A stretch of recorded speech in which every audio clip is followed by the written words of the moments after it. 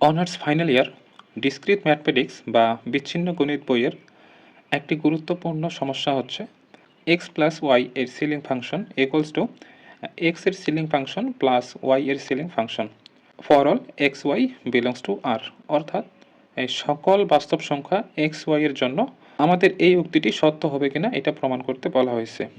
অর্থাৎ যে কোনো দুটি বাস্তব সংখ্যা এক্স ওয়াই এর যোগফলের ceiling function equals to X এর সিলিং ফাংশন এবং ওয়াই এর সিলিং ফাংশনের যোগফলের সমান হবে কিনা সেটা আমাদের প্রমাণ করতে বলা হয়েছে। তো প্রকৃতপক্ষে সকল বাস্তব সংখ্যার জন্য এই উক্তিটি সত্য হবে না। কিছু নির্দিষ্ট বাস্তব সংখ্যার জন্য এই উক্তিটি সত্য হলেও সকল বাস্তব সংখ্যার জন্য এই উক্তিটি কোনোভাবেই সত্য হবে না। তো এই উক্তিকে মিথ্যা প্রমাণ করার জন্য আমাদের যে কোনো একটি উদাহরণই যথেষ্ট। আমরা একটা উদাহরণ দিয়ে এই উক্তিটিকে মিথ্যা প্রমাণ করতে পারি। আমরা এখন একটি বিরুদ্ধ উদাহরণ দিয়ে এই উক্তিটির অসত্যতা প্রমাণ করব। এখন আমরা যদি এক্স এবং ওয়াই এর মান যে কোনো পূর্ণ সংখ্যা ধরে নিই, তাহলে আমরা এই উক্তিটিকে মিথ্যা প্রমাণ করতে পারবো না।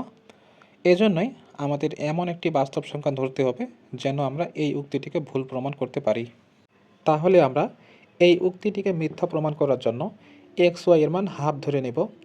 যেহেতু হাফ একটি বাস্তব সংখ্যা, তাহলে আমরা লিখতে পারি যে ধরি এক্স ইকুয়ালস টু 1/2 এবং ওয়াই ইজ ইকুয়ালস টু 1/2। তাহলে আমাদের এই এক্স প্লাস ওয়াই এর সিলিং ফাংশনের মান আসবে x plus y ceiling function equals to, আমরা যদি এক্স এবং ওয়াই এর মানগুলো এখানে বসিয়ে দিই তাহলে এখানে বসবে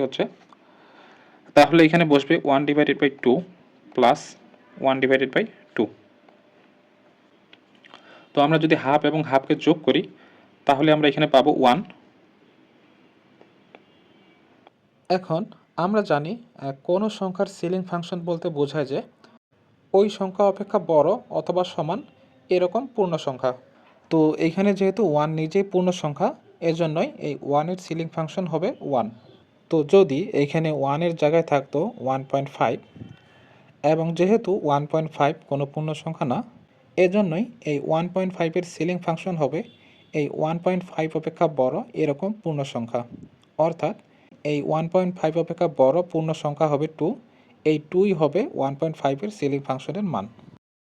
এখানে 1 নিজেই পূর্ণ সংখ্যা এবং এই 1-এর সমান পূর্ণ সংখ্যা 1 নিজেই, যার কারণে 1-এর সিলিং ফাংশন 1 লেখা হয়েছে। এখন আমাদের বাম পক্ষের মান নির্ণয় করা হয়ে গেছে। এখন আমরা যদি ডান পক্ষের মান নির্ণয় করি, অর্থাৎ ceiling function x plus Y এর সিলিং ফাংশন ইকুয়ালস টু, এখানে আমাদের এক্সের স্থলে বসবে হাফ প্লাস ওয়াইয়ের স্থলে বসবে হাফ, যেহেতু আমরা এক্স ওয়াই এর মান হাফ ধরে নিয়েছি, ইকুয়ালস টু। তো তাহলে এই হাফের সিলিং ফাংশনের মান আসবে, হাফ যেহেতু নিজে পূর্ণ সংখ্যা নয়, অর্থাৎ এই হাফ বা 0.5 থেকে বড় পূর্ণ সংখ্যা হচ্ছে 1। তাহলে আমরা এই হাফের সিলিং ফাংশন লিখতে পারি 1 প্লাস এইখানেও হাফের সিলিং ফাংশন হবে 1। তো 1 এবং 1 যোগ করলে হবে 2। অর্থাৎ আমাদের বাম পক্ষের মান আসছে 1 এবং ডান পক্ষের মান আসছে 2। তাহলে আমরা বলতে পারি যে যেহেতু বাম পক্ষ এবং ডান পক্ষের মধ্যে অসঙ্গতি, অর্থাৎ আমরা বলতে পারি যে অতএব এক্স প্লাস ওয়াই এর ceiling function equals to X এর সিলিং ফাংশন প্লাস ওয়াই এর সিলিং ফাংশন। এই উক্তিটি সকল বাস্তব সংখ্যার জন্য সত্য নয়।